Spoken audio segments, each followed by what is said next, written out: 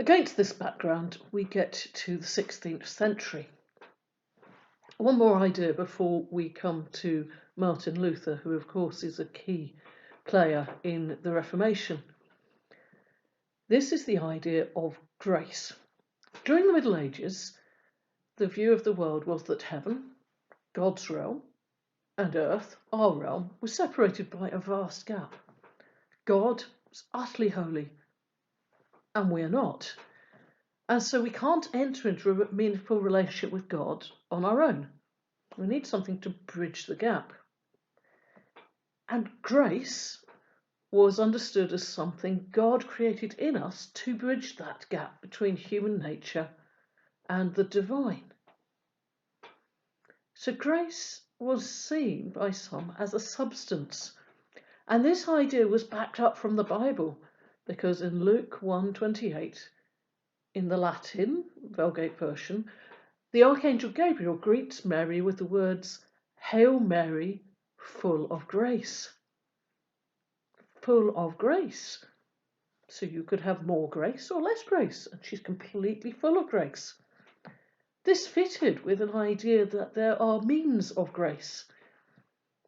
Going and hearing Mass said was something that increased how much grace you had in you.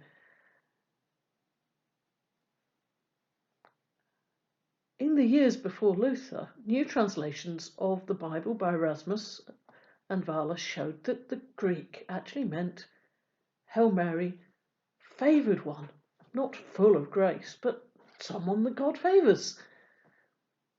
New Testament scholarship had undermined a key idea of medieval theology. This idea of going back to the sources, ad fontes, was throwing up some challenges. And so we come to the eve of All Saints' Day, 31st of October, 1517. Martin Luther, an Augustinian friar and professor of biblical studies at the newly founded Wittenberg University in Germany, nailed his 95 theses to the church door in Wittenberg. Now, in itself, that actually wasn't such a surprising thing to do. He was a university professor who was studying Romans, and he felt his study required a debate on the subject of the church's sale of indulgences. You see, the church had taught that after death a person went into purgatory, where they were purged and made ready for heaven. The biblical backing for that actually came from the Apocrypha, but there are verses there that can be used to uphold this idea. Over the time, this concept had expanded. So there was an idea that you could spend a certain number of years in purgatory, which would get you ready for heaven, but perhaps there were things people could do to help you on your way. Now, since prayers offered in a Mass were thought to be closer to heaven, the rich would pay clergy to say Mass for their dead. And then in time, the rich started to leave money so that there would be priests to say Mass every day, and in that Mass to offer prayers for them after they died. If you go to cathedrals that were built before the Reformation in this country, you'll see the side chapels that are there, whose sole purpose is for an individual priest to go in there to say the Mass and to pray for the person who'd left the money for the chapel. To help other people to ease their own passage to paradise, it was believed that some things that you did before death could help. So certain pilgrimages could earn you time off purgatory by helping the person to purify themselves before death. Do you remember I spoke about the penances that Theodore had written? Those penances were setting tasks for people to do to know that they were fully right with God. You can see how over the centuries it could be seen that doing tasks could help deal with things beyond just that individual sin and getting you right with the community. How better to purify yourself before your death than to give your money away? What better cause to give it to than the church, which would use it for charity and to keep priests praying for people? And so in time it became possible to buy time off purgatory, indulgences. Even to this day, the Roman Catholic Church has the concept of indulgences, although they're not things you can buy anymore, but that certain acts have an extra merit to them, which will give you extra benefits beyond death. As the 15th century went on, more priests were being used in the Vatican administrations, more money was used for building beautiful churches, and so it became quite easy for the church to move into selling more indulgences to make the money it needed. Now, Luther was an earnest young man who'd grown up with an intense sense of his own sinfulness. Despite being a monk who'd committed his life to God, he'd been caught in a thunderstorm, and as a result of that thunderstorm, he'd turned away from the training that his father had wanted from him and gone into a monastery. But even there, he found he couldn't find peace. The harder he tried to confess his sins, to find a settled place, the harder he tried to be perfect, which is what the church seemed to be teaching that he needed to get through purgatory quickly, the more aware he was of his failings. Now he's wrestling with this as he was preparing his lectures on Romans. He was thinking about what do we need to be justified, to be made righteous in the sight of God. Now, the humanists had encouraged an awareness of human individuality. I'm no longer just a Tadworthian who lives in Tadworth, but I'm me who lives in Tadworth. It's not enough to be part of Christendom. Now I must think about what must I do to be saved. The church had made no statements on individual salvation since the Second Council of Orange in 529. And the views of this council were unknown to medieval theologians. The documents had simply got lost in the monastery libraries, and they weren't recovered until 1546. A range of opinions were held by theologians within the church, but the church itself didn't have a very clear teaching of what must I do to be saved. Now, Luther studied in a particular style of teaching called the Via Moderna, which William of Ockham had founded. And from his marginal comments on the books he lectured on before 1517, we can see Luther's early views. In line with that Via Moderna, he believed that God had established a covenant with humanity by which he's obliged to justify anyone who meets a certain minimum precondition. If you're humble enough, God will give you his grace and justify you. The sinner takes the initiative in calling on God, and God has set things up so that a small effort on the sinner's part gives a disproportionately large divine reward. But a definite human effort is needed to get God to act. God is impartial. People get what they merit. Although once they have merited something, what they get is actually bigger than they could ever have imagined they could have merited. However, as Luther studied Romans in advance of lecturing on it in 1515, 1516, he faced the idea of the righteousness of God. What, he wondered, of the person who was so trapped by sin that they could not meet that basic level of effort required. Pelagius had argued that all humans could meet this precondition without difficulty. They'd been made that way by God, so if they didn't, they were choosing to reject God.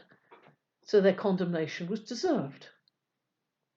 Augustine had argued against this, saying that humans were so trapped in sinfulness that only special divine action could get them out of the mess they were in. But the teaching Luther was getting, even though he was an Augustinian monk, what he was hearing from the church seemed to be favouring Pelagius rather than Augustine. Luther struggled on, became convinced he could not be saved, and he wrote, "I was a good monk, and kept my rules so strictly that I venture to say that if there was ever a monk who could get to heaven by monkery, I would have got there. All my companions in the monastery who knew me would bear me out in this. If I'd gone on much longer, I would have martyred myself to death, what with vigils and prayers, readings and other works. And yet my conscience would not give me certainty. But I always doubted and said, well, you didn't do that right. You weren't contrite enough. You left that out of your confession." The more I tried to remedy an uncertain, weak and troubled conscience with human traditions, the more I daily found it more uncertain, weaker, and more troubled. And as he read Romans chapter 1, he read of the righteousness of God and was scared. God was so righteous, and he was so unable to live up to even his own standards that he despaired. God's righteousness was a threat to him, a promise of punishment. God had offered justification, but the precondition was beyond Luther, and it all seemed a sick joke. But then, and we read this in his preface to the Latin writings, obviously this has been translated into English, "Though I lived as a monk without reproach, I felt that I was a sinner before God with an extremely disturbed conscience. I could not believe that he was placated by my satisfaction. I did love, yes, but I hated the righteous God who punishes sinners, and secretly, if not blasphemously, certainly murmuringly greatly. I was angry with God. But at last, by the mercy of God, meditating day and night, I gave heed to the context of the words," that's Romans 1:17, namely, "In it the righteousness of God is revealed. As it is written, he who through faith is righteous shall live." Here I felt that I was altogether born again, and had entered paradise itself through open gates. You see, he realized that the righteousness of God was not a punishing righteousness, you're not good enough for me, but a gift that God gives to us. God himself meets the precondition. If you will, Luther was moved from a Pelagian view of a world, the one in which you have to do something to merit God's grace, to a more Augustinian one. For Luther, true repentance is the result of the gift of grace rather than the precondition. This change in Luther's view probably happened in 1515. Once he had this liberating insight, he started looking round at the church. And the thing that hit him was the church was encouraging the sale of indulgences. Indeed, in Germany, there was a Dominican called Johann Tetzel. He began his trade on the border of Saxony at Jüterbog, just a few hours from Wittenberg. Tetzel was particularly crude and mercenary in his tactics. He used poetic phrases to highlight the benefits of indulgences. For example, "When the coin into the coffer doth ring, the soul out of purgatory doth spring," or whatever the equivalent in German is. And he preached, "Indulgences are the most precious and the most noble of God's gifts. Come, and I will give you letters, all properly sealed, by which even the sins you intend to commit may be pardoned. But more than this, indulgences avail not only for the living, but for the dead, priest, noble, merchant, wife, youth, maiden. Do you not hear your parents and your other friends who are dead and who cry from the bottom of the abyss, "We are suffering horrible torments. A trifling alms would deliver us. You can give it, and you will not." It was difficult for people to resist Tetzel's ingenious appeals to both selfishness and love for one's parents. Actually, the story is told that after Tetzel made a large sum of money from the sale of indulgences in Leipzig, a man approached him and asked him if he could buy an indulgence for a future sin he planned on committing. Tetzel said yes. They agreed on a price. Later, the man attacked and robbed Tetzel, explaining that this was the future sin he had in mind. St. Peter's in Rome was being built and funded by the sale of indulgences. Luther was furious at the abuses and so published his theses in the place they were usually published, the University Notice Board, which happened to be the door of the church in Wittenberg. These theses were actually quite mild, not arguing against indulgences, but against the abuse of them. So, in Thesis 50, he assumes that the Pope himself would rather see St. Peter's Church in ashes than have it built with the flesh and blood of his sheep. There was little reaction locally, but the gossip started, and soon the content of the thesis was being discussed further afield. Indeed, Luther sent a copy to the Bishop of Mainz, and others were printed and circulated. In an earlier age, Luther's views might have withered into obscurity, but with the new technology they spread. Although Luther had been moderate, the implications of the attack were worked out. If the practice of indulgences was questioned, then their very theology was up for question. Once it became clear that Luther thought the individual could be forgiven by God directly, without the intervention of the church, its authority was under attack and its source of income demolished.